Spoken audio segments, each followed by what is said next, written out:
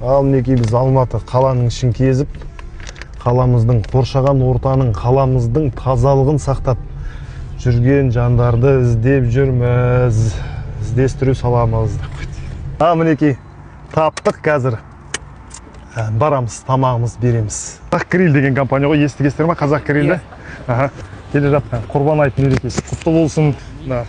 Елімізді көгалдандырып, қаламызды көгалдандырып, қаламыздың тазалығын сақтап жүрген сіздерге алғысымыз шексіз. Сіздердің еңбектеріңіз үлкен сауап. Сол үшін мына Қазақ Гриль компаниясынан сіздерге кішігірім тамағымыз бар. Енді сіздерге айтатыным, ниеттеріңіз қабыл болсын.